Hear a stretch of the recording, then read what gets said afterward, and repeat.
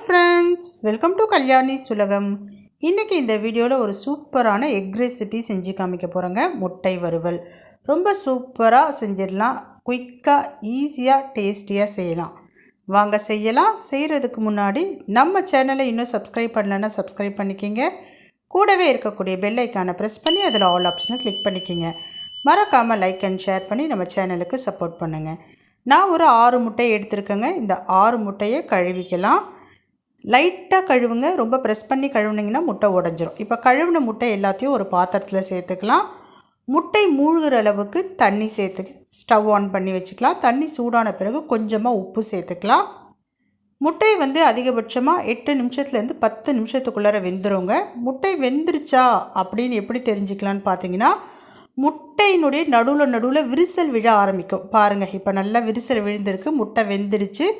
நான் ஆஃப் பண்ணி கீழே இறக்கி வச்சுட்டேன். எப்பவுமே இறக்கி வச்ச உடனே சுட சுட முட்டையை உரிக்காதீங்க, உரிக்க வராது. ஒரு 5 நிமிஷத்துக்கு டிஸ்டர்ப் பண்ணாமல் அப்படியே விட்டுடுங்க. அதுக்கப்புறம் சுடு தண்ணியை கீழே விட்டுட்டு நல்ல தண்ணி சேர்த்துக்குங்க, அதாவது பச்சை தண்ணி சேர்த்துட்டு அதுக்கப்புறமேட்டு உரிச்சிங்கன்னா முட்டை ஈஸியாக உரிக்க வந்துடும். பாருங்கள் எவ்வளோ அழகாக உரிக்க வருது. இந்த மாதிரி ஈஸியாக மேலே இருக்க ஓடு பார்த்திங்கன்னா பக்காக வந்துடும். இப்போ எல்லா முட்டையும் உரிச்சிக்கலாம். நான் எல்லா முட்டையும் உரிச்சிட்டேங்க. இப்போ உரித்த முட்டையை 2 கட் பண்ணிக்கலாம். இந்த மாதிரி கட் பண்ணிக்கிங்க. இப்படி பிடிச்சி சென்டராக கத்தி வச்சு கட் பண்ணிங்கன்னா ஈஸியாக 2 நீட்டாக ஒரே மாதிரி கட் ஆகிடும். நான் 6 முட்டையையும் கட் பண்ணிக்கிறேன். இப்போ எல்லா முட்டையையும் கட் பண்ணியாச்சு. இப்போ இது அப்படியே இருக்கட்டும். இப்போ இதுக்கு ஒரு மசாலா ரெடி பண்ண போகிறேங்க.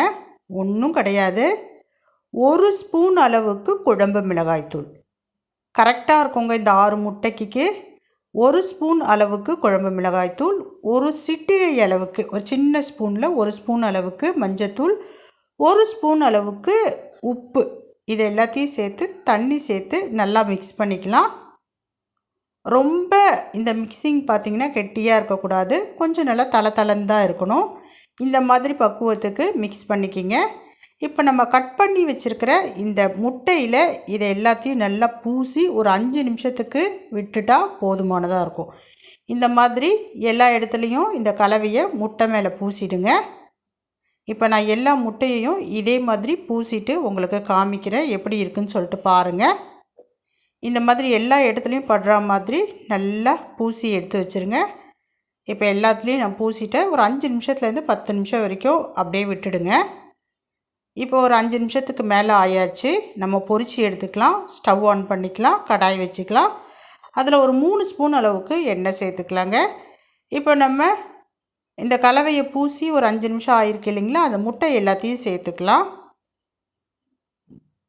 சிம்மில் வச்சுட்டு சேர்த்துக்குங்க. இப்படி எல்லா முட்டையும் சேர்த்துக்கலாம். 2 நிமிஷம் வச்சுருந்தா போதுங்க. ரொம்ப நேரம் வச்சுருந்திங்கன்னா முட்டை ஹார்ட் ஆகிடும். 2 நிமிஷம் வச்சுருந்தா போதும், நல்லா வறுபட்டுடும். இப்போ பாருங்கள், ஒரு சைடு நல்லா வறுபட்டுடுச்சு. நம்ம இப்போ இதை திருப்பி விட்டுக்கலாம். ஜல்லிக்கரண்டையோ அப்படி இல்லைன்னா தோசை திருப்பியோ வச்சு நம்ம திருப்பி விட்டுக்கலாம்.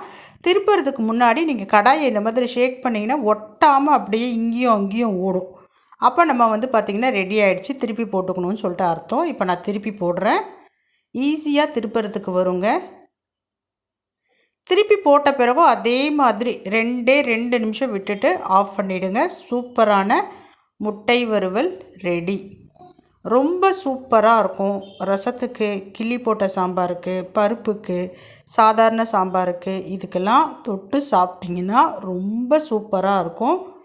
அப்படியேவும் எடுத்து சாப்பிட்டிங்கன்னா ரொம்பவே நல்லாயிருக்கும். இப்போ சூப்பரான எக் ஃப்ரை ரெடி ஆகிடுச்சு.